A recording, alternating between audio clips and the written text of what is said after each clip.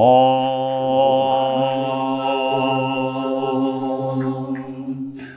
Bhagavad Gita, by which Arjuna was illumined by Lord Krishna himself, and which was composed of 18 chapters within the Mahabharata by the ancient sage Vyasa.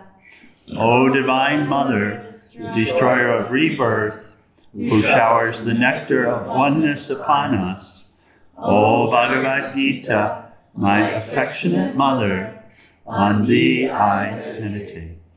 All the Upanishads are the cows. The milker is the cowherd boy, Krishna. Arjuna is the calf. People of purified intellect are the drinkers. And the milk is the supreme nectar of the Gita. My salutations to the Lord, who is the source of supreme bliss, whose grace makes the mute eloquent and the crippled cross mountains. That's that.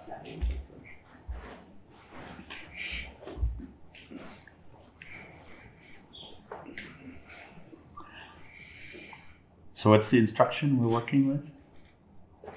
To see yourself and everything. That's it. That's it. That's it. That's it. And the instruction is, and this was the question, this was the last part of the question. Come dear. This is the last part of the question that Arjuna had asked, which is how to remember thee at the time of death.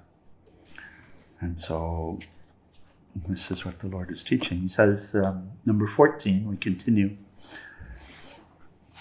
It's easy to reach me, Arjuna, for the yoga practitioner, steady in practice, who thinks of me constantly and has no greater attachments. Let's read the word for word on that. So 8:14.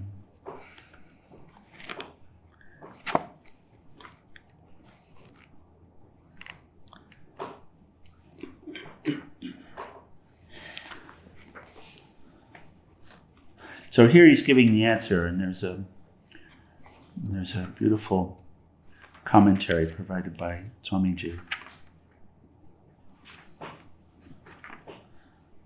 And let's see what's here also. There we go.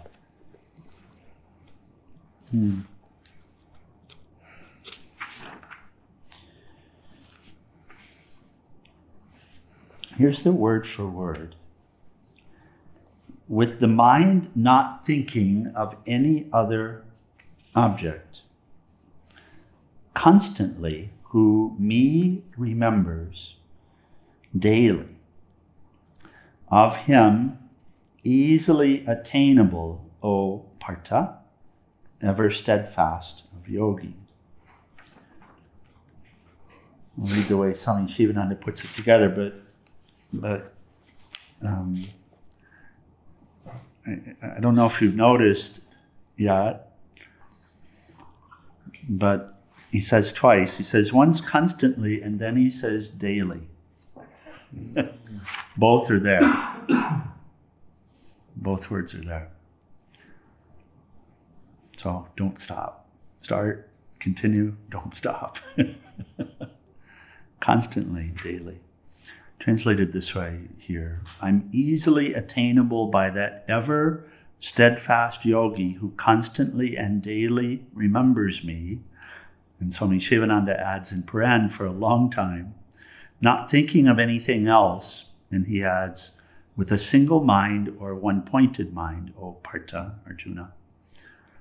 And Swami Shivananda adds this commentary. He says, constantly remembering the Lord throughout the life is the most easy way of attaining him. So it doesn't mention anything about the no greater attachment. That's there. We covered that already. Is it the same? No, it's not the same sutra. It's not the same one. Yeah, that we had covered yesterday. It's 12, I believe. Okay. So he said that already. So thank you for saying it again. Because So I was wondering about that because that one, not rated attachment sounds like you still can have attachments, but they should not be greater than the attachment to God. Well, if you know that everything's God, how can you be attached to anything but God? So then the key is to know that everything's God. That's where we Completely, start. completely, fully, completely, in practice, constantly, daily. Then what is it that you're attached to other than? So, no higher attachment. No, you can also say no higher attainment, no higher goal. You can say no higher desire, no higher thought than me. So he used the word attachment because this is what we're struggling with, yes? Attachment to something other than that. And the problem really is we can say, I love God. We can say, God is the one reality. We can say, what do we say in conversation? We'll say something like, all is one. All is one. We don't use the word God too much in conversation in the world. In common society in this day. But it's common to say something like all are one, right? Yeah.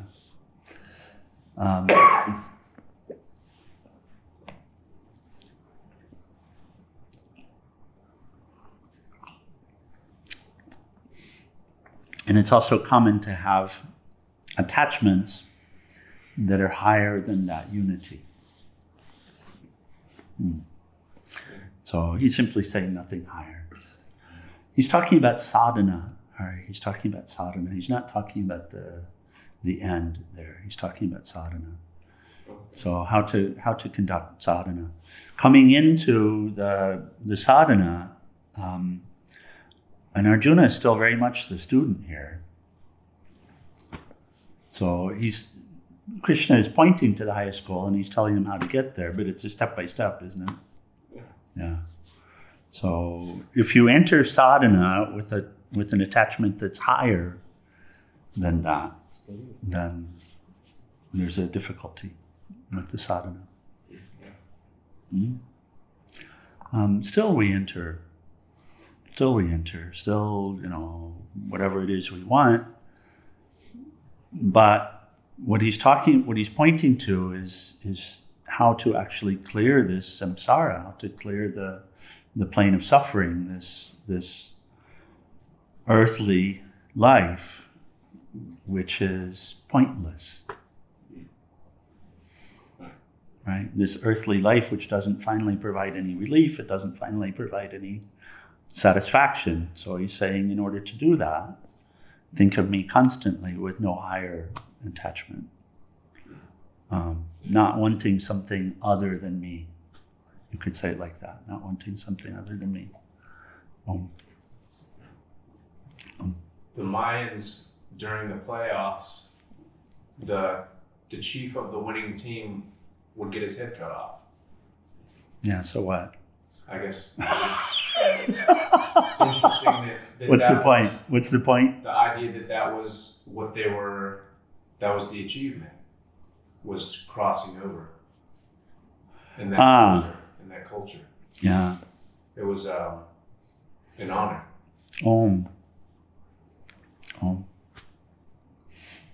Yeah, we wouldn't do that. It's a lesser attachment. Easily misunderstood.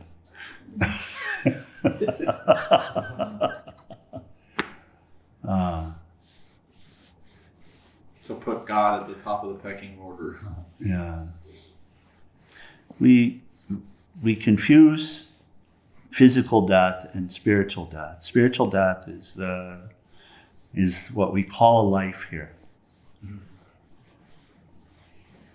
Say that one more time, Swami. I said we confuse physical death and spiritual death. Physical death is not real death. Spiritual death is the real death. And that's what we call life here.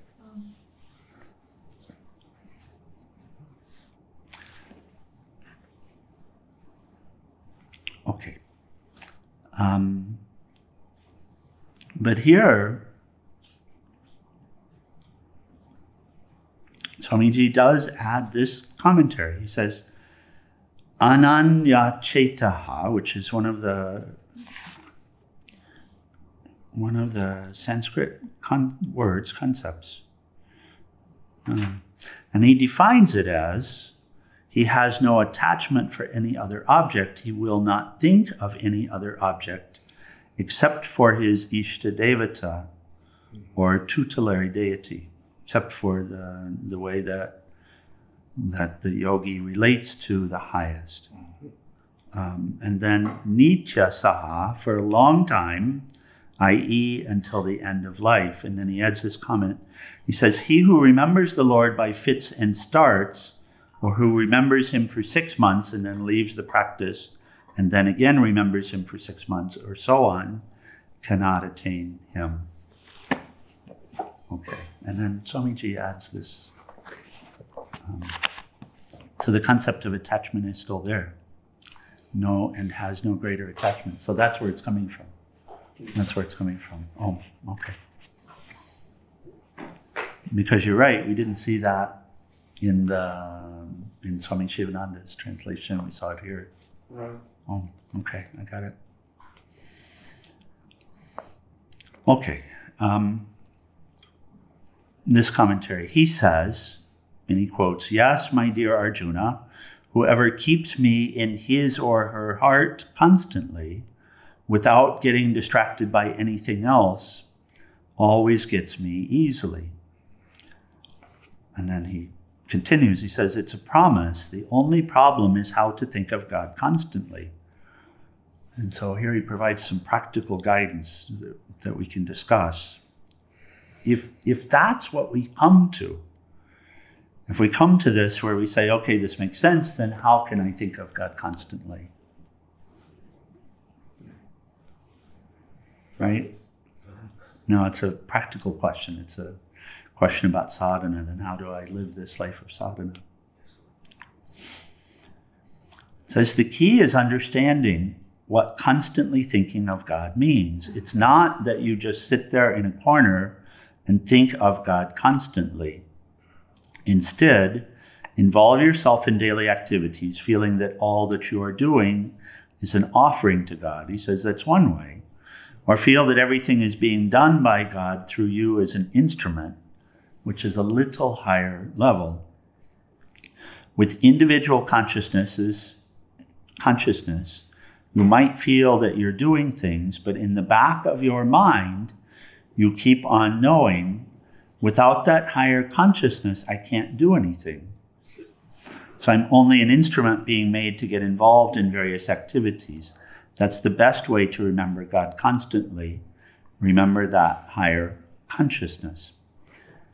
Then you don't even think of offering everything to God. Such offerings come only after you think, I did this, now I'm offering it to you. You might think, I made a delicious dinner and I'm offering it to you. It's all right. You can do it that way, but it means that there's still a little of your ego involved.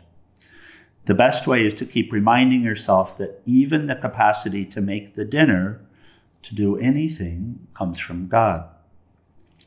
Without God, nothing moves.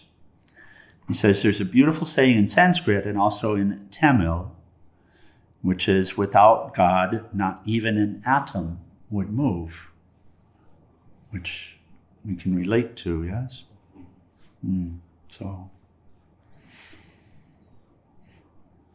that means even atomic energy, even the most minute movements in this cosmos happen only because of that supreme consciousness.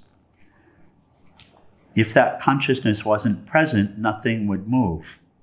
By remembering this truth always, we are remembering God always. God, I'm not doing anything. You are making me do everything. So we were relating to this karma, this urge, right, that we refer to as a geyser or an artesian well. And that's that adi karma, that is God.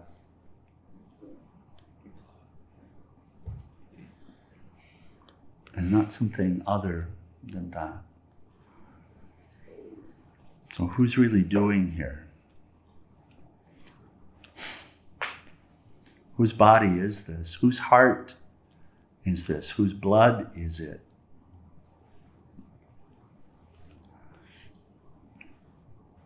Whose feet? Whose hands?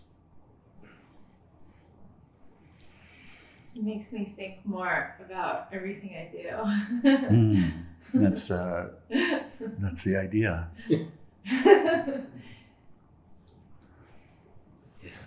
Right? Whose will?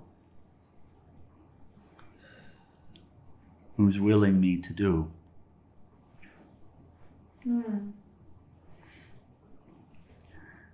But if I say that without the cosmic consciousness things won't move, it leaves the impression that where there's no movement, no energy, there is no consciousness, as if it were a vacuum. Then how could it be called cosmic consciousness, omnipresence?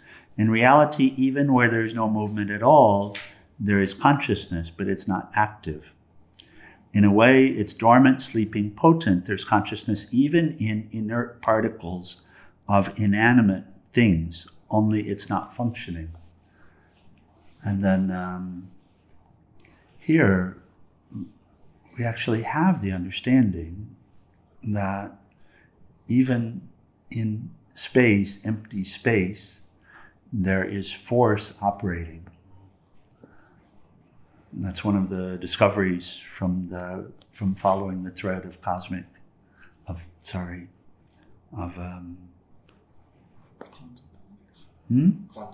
quantum physics. Thank you.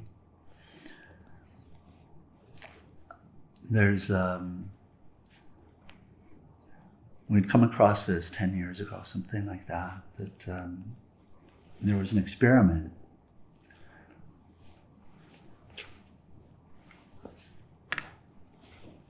The scientists were coming to the conclusion that something in empty space,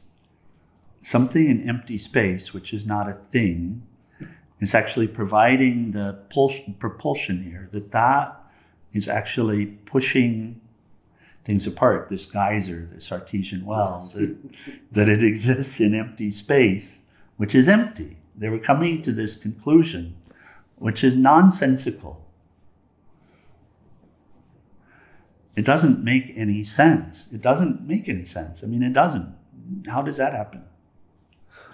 Well, there's a bunch of gaps. And so they finally defined an experiment to see. They finally defined an experiment, but space is empty. There's not a thing. In fact, there's not energy that can be perceived in naked space. So they defined an experiment, and the experiment was to have within a closed container an absolute vacuum, or as close as possible to have. So finally they were able to conduct an experiment with effectively an absolute vacuum inside, and certainly nothing, no wind, no air, no molecules, no atoms, no energy that could be detected, nothing within that space. And they placed two metal rods within the space, very close to each other, and they observed, however you observe this, and they saw that something was pushing those rods closer together. Wow. Yeah. And so it's not understood. That's the thing. It's not understood by science, but it's known to exist. This movement, this underlying movement, this underlying force exists in the empty space. And it's consciousness. It is consciousness. That underlier is consciousness. All of this is within consciousness. And consciousness in this world is always active, although underlying it is absolute consciousness. says the great saint Ramalinga Swamigal used to say, Lord, you are feeding me, I am fed. You are making me sleep, I am sleeping. You are showing me, I am seeing. You are making me happy, I am happy. You are moving me, I am moving like a puppet. And not only me, the whole universe is your puppet. Please grant me the boon to remember this always. It says the advantage in remembering God this way is that it doesn't boost your ego. If you remember that everything you do is the act of God, then you won't be thinking, I did it. That's my accomplishment. The I, me, mine gets completely annihilated, which is the very purpose behind Sri Krishna saying, continuously think of me because I am the one doing everything. He doesn't mean I'm going to be happy because you think of me. Listen, there's a common concept that we do things in order to please God. In fact, I would say, live your life in order to please God. But is God pleased by what you do? Perfect opportunity. So why would you live your life in order to please God? Swamiji, it's not To be free. There's an answer to that. It's to be free. Oh. I was going to say. In order to constantly think of God. Yeah. It points to it. You can't actually. It points to God, it, but you don't actually please God. But you can. You can help remember. It helps you remember. Yeah. If you live your life in relationship to God one way or another, then you achieve the goal that's being shared here. It's so gracious. Oh.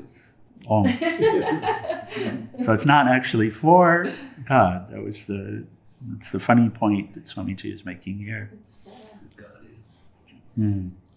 So he says he doesn't mean I'm going to be happy because you think of me, and if you don't think of me, I'll feel terrible or I'll be disappointed. No, he's saying for your benefit, know that I am the one working behind everything. I am the one who sent you here. I am the one who is going to get you back. And I am the one who is keeping you every minute. Even the air you're breathing goes in and goes out because of me. Remember this. That's the essence of this very beautiful sloka. Even in the breath awareness, dear Gopala, who is breathing? Right. I mean, who is breathing? I don't know. You'd have to. Anyway. Breathing is happening. Does breathing happen just by itself? I mean, I guess breathing is a process. And there's So no what- who. The fire. Just think There's no way to categorize or define it. Well, you can just say it, Curious. but you can say it's beyond me. And that would be true in a limited sense, except it's not apart from me. Huh? If you look at all of the functions in the body, every single one of them, you find with every single one of them, why is this? You don't know. The doctors don't know. The physicists don't know. So you're in the club. But as a yogi and a Vedantan, if you really purify this intellect, you can see, well, I don't know, but I know that it's universal, and I know it's coming from one then. Huh? Yeah. I would think if I was breathing, then like I would constantly have to think about. I would have to think about the entire process. So here's the thing. I mean, you're not doing a thing, and you have to realize that, and that's freedom. like when we observe, All of the things that you say you're doing, you're not doing one of them. we're just observing them, right? I'm not even observing in a limited sense. That's also beyond me in a limited sense. It's true in an absolute sense. When you get all the way back. Once you're free of I, me, mine, then, yeah. But this little I that I imagine myself to be isn't actually doing anything. Nature is doing everything. That's right. That's that island discussion that we were having, isn't it? It's still I'm still on the edge of understanding it. It's still hard for me to get. So what of the mind then? Universal. And then it's just being translated through in a misunderstanding. It's just, this little I is just a misunderstanding. And the misunderstanding is also occurring within God. Within. Right. This absolute consciousness. The misunderstanding is an experience of God, would you say that? Yeah. So it's What does Mother say? What does Mother say in Devi Mahatmyam in the last line? I'm confusion. I'm Bhranti. I am. That's right. Also, the delusion is me, who's deluded. Continuing, those who come to me are great souls. They have so perfected themselves that it is unnecessary for them to be reborn again at this painful level of mortality. Painful level of mortality? What do you? Are you saying that once you've achieved enlightenment, you don't have to be born again? Once you've achieved enlightenment, you realize that you were never born. Right.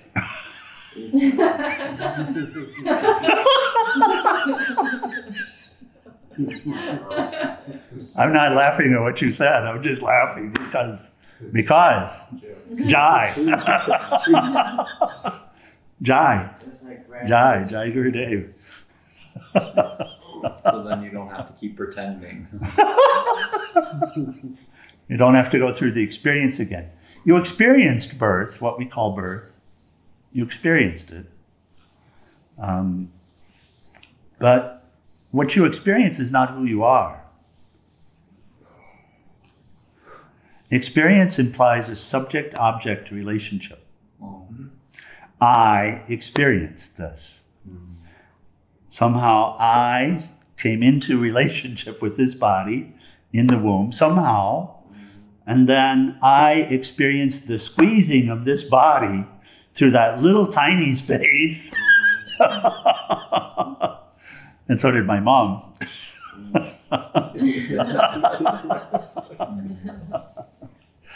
And then I experienced the cord getting cut and the fear, the great fear of dying if I can't breathe. And I experienced all of the suffering that comes from being in that place, knowing that I'm going to die if I don't breathe, and my lungs are full of liquid. And so I experienced that, and I experienced the pain of separation from my mother, who I didn't think of as mother. Mother for me was that umbilical cord that was supplying everything. So, but here I'm talking about experience.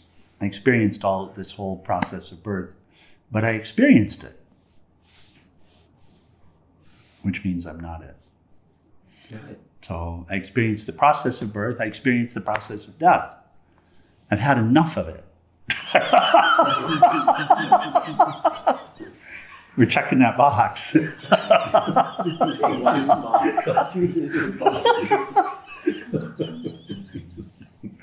Really, I don't know. I might still be around after I leave this body. I don't know, in some way. I mean, in the absolute sense, I'm always around. I don't know. I can't speak to it. But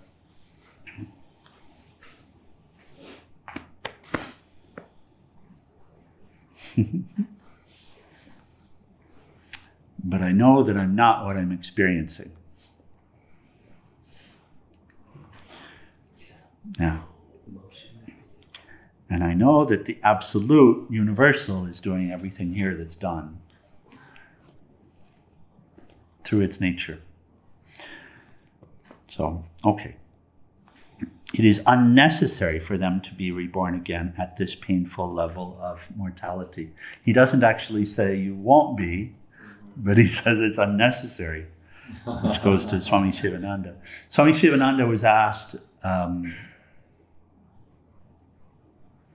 by his devotees. This is reported from a couple of the swamis that were with him.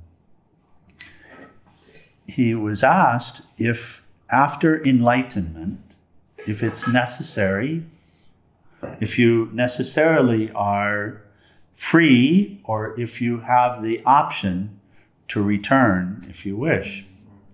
And he said, in other words, are you free for good and you don't take a body again? And he said,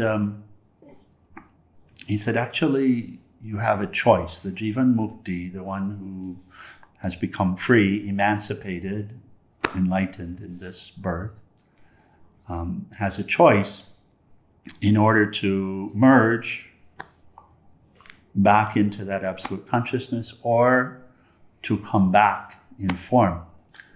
To come back, but that doesn't necessarily mean physical form. Yeah. So many of the ascended masters are here in astral form. So we touch them, by the way, in the astral planes. We touch them, and they're very much here. So he said, he was answering the question that way, and he said, so I will be with you. That's the Bodhisattva vow. Yeah, it's like a tulku. Yeah. Tulku share door. Yeah. But not necessarily in one physical body. He's oh my God, he's like everywhere. He's everywhere. Formless space. Oh. Swami, yeah, I heard there was a third choice. You can, because the universe is a school, there's universities. Are you going to amplify Swami Shivananda's teaching? Is that what you want to do? Is you want to say he was wrong and I'm right? Who is the I that's right? You can go anywhere else in the universe. You don't have to just have two choices. That's part of the second choice, dear. That's part of it. Yeah, you can go everywhere. You can go anywhere you want. Yeah. And it's usually up to you and your higher self. It's not just you thinking. Yeah, thank you so much for that clarification, Kartikeya. Oh.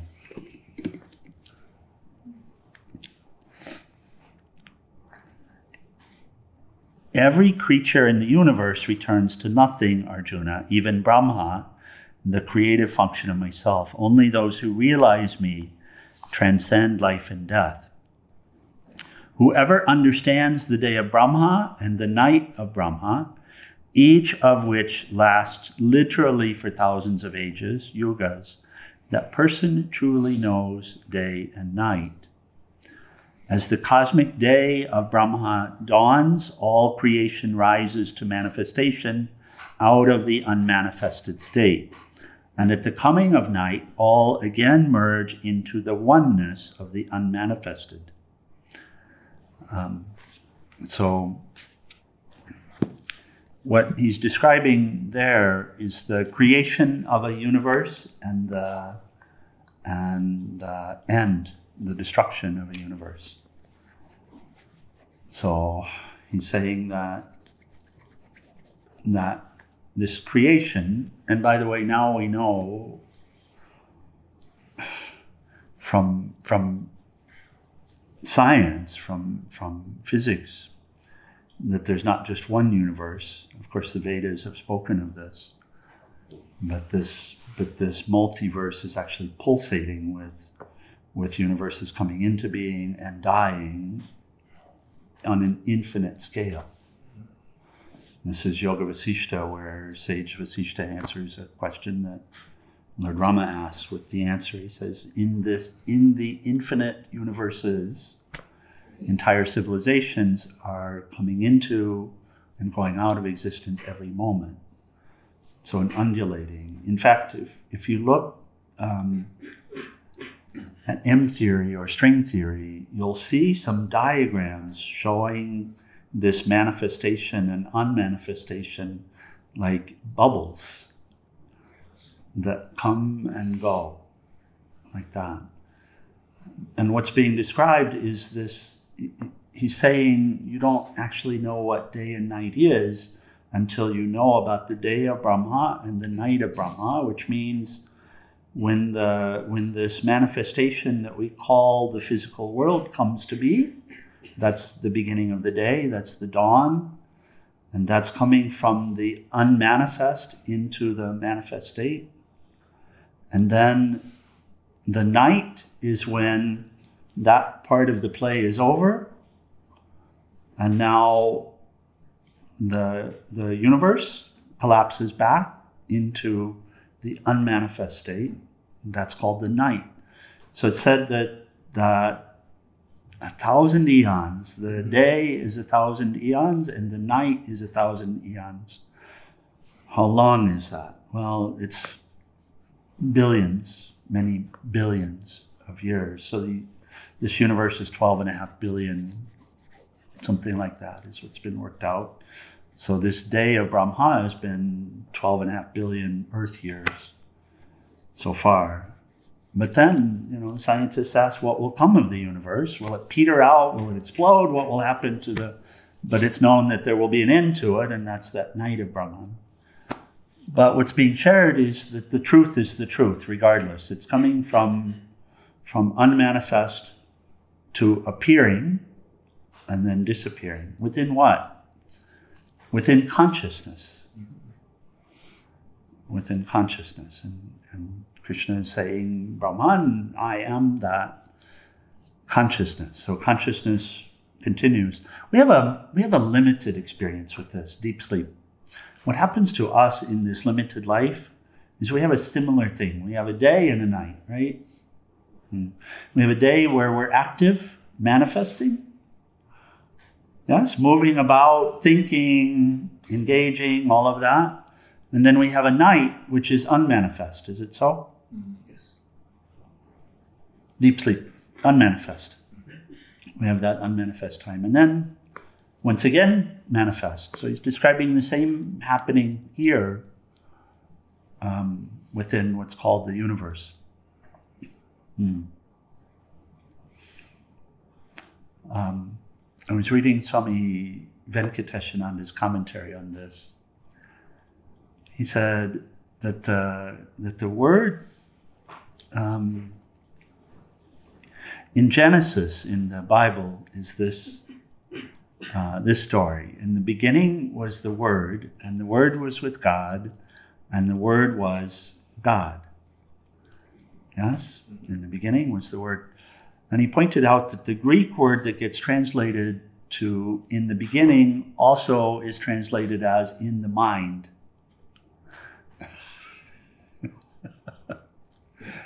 So you could say that again with that translation. In the mind, there was the Word, and the Word was with God, and the Word was God. In the mind. In the mind. So all of this manifestation is occurring within God mind, within universal mind, consciousness. But specifically mind or mind stuff. So whose mind is this? It's not my mind. We say it. We say it, right? So would you be able to put that on WhatsApp? That's fascinating. Sure. Thank you. Sure, absolutely. Yeah. Absolutely. Really, when we say change my mind, what we experience is a flow, a movement within universal mind. In the same way that the universe is moving, universal mind also. If you watch, it's like clouds. The thoughts, if you watch them.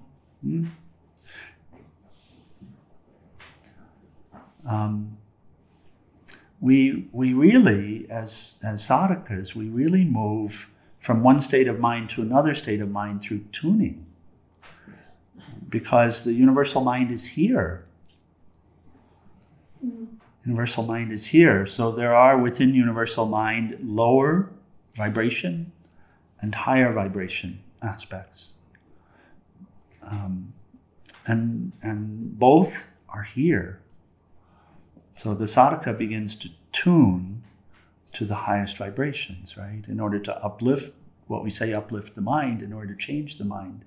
But it's really awareness tuning, turning within universal mind towards that which is higher.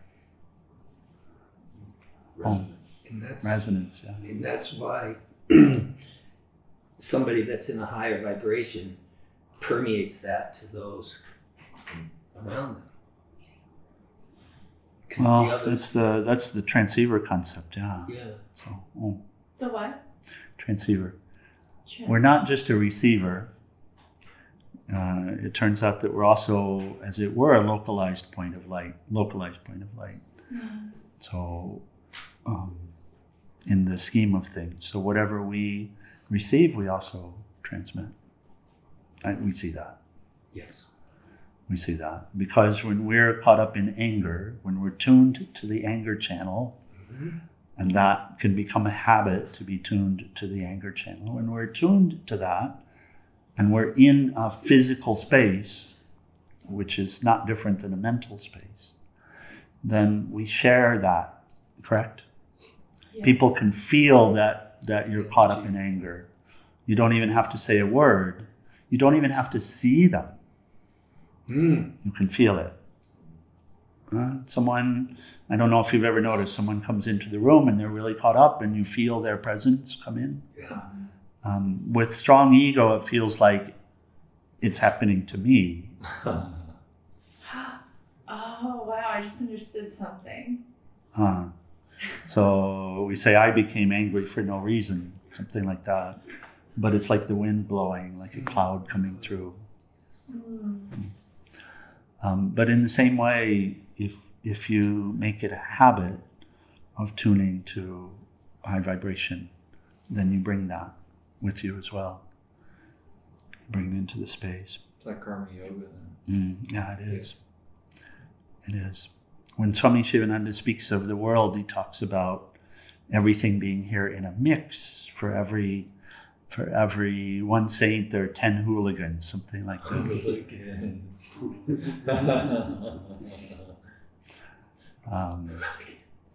Which means higher vibration is more powerful than lower vibration. Higher vibration transmits more easily. Okay, we should close. There's more information in the higher. The knowledge. Well, there's what Raja Yoga speaks of as right knowledge. That's okay. Yes. You wanted to ask something or say something? Just a beautiful story. I was taking care of my niece and she was about 3. And my dad and I were having a religious discussion that turned heated, and we were essentially ended up arguing, and we were in the car driving, and Soraya was in the back seat, and she was like, Grandpa, Angie, and she was trying to get our attention the whole time, and then finally we were like, what is it? What? And she goes, God wins. And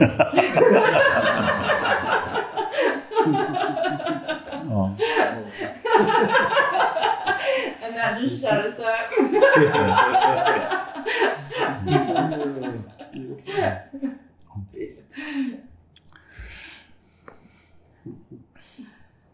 Nathan, the question you asked, it's a beautiful question about when you're enlightened, do you not take birth anymore? And we joked about it. The question is, it comes back to who am I? The question I asked you when we first met, it comes back to that. If I take myself to be this body, then I would experience my birth and my death. If I take myself to be this body. But am I this body? No. If you really study it, you'll see clearly I'm not. Who am I? According to your predominant thought and predominant desire, You will experience life accordingly. It's quite mysterious in this way. It's very magical in this way. So the one who doesn't desire something, and the one who doesn't identify with the body, isn't born and doesn't die. It's only the body that's coming and going. It's not the I. It's not the soul. The soul is very mysterious. We keep pointing at it. We can speak of the qualities, eternal, untouched by anything here. And we're speaking of the absolute when we say this. Still, it remains a mystery. But what you can know with absolute certainty is that I am not this body, and I am not these thoughts, and I am not these desires. And you can know with absolute certainty that there is something higher, universal, which is not a thing, that's called God or Allah or Christ or whatever. You can also determine absolutely a lot about the nature of it. What's at the center of it? What's the underlying? What's the essence of all of this? So when it's said that love is underlying all, some of us have come to know it and have developed a relationship with it. Do we understand why? No, we haven't a clue.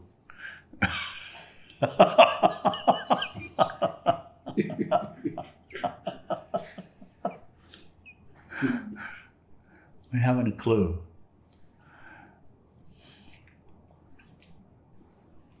But it's possible to see what's really here. It's not possible to understand it.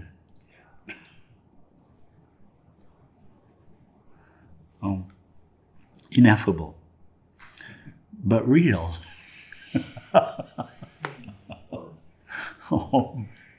There you go.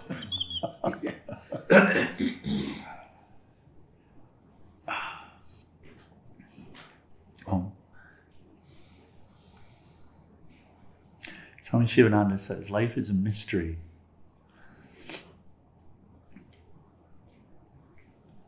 Solve it. Life is a puzzle. Put it together. Life is a riddle. Work it out. Yeah, we won't be satisfied till I work it out. Oh. Quote unquote. Yeah. So here in this chapter, 7th chapter, 8th chapter, and it continues. We continue tomorrow and the next day and the next day. But here, this is what the Lord is teaching on. He's teaching on the highest. He keeps coming back to the relationship between us and the highest, and he keeps telling us of the way to stop relating to ourselves as limited, to quit this suffering, to quit this painful experience, and to learn to identify properly as who we are, which is not different than Krishna. So, continues to share.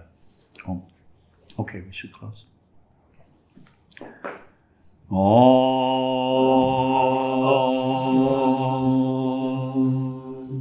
Om Trayambakam Yajamahe Sugandhim Pushtivardhanam Orvai Rukameva Bandhanan Mritor Mokshayamam Mritat Om Trayambakam Yajamahe Sugandhim Pushtivardhanam Orvai Rukameva Bandhanan Mritor Mokshayamam Mritat Om Trayambakam Yajamahe Sugandhim Pushtivardhanam Orvai Rukameva Bandhanan Mritor Mokshayamam Mritat Om Shanti Shanti Shanti.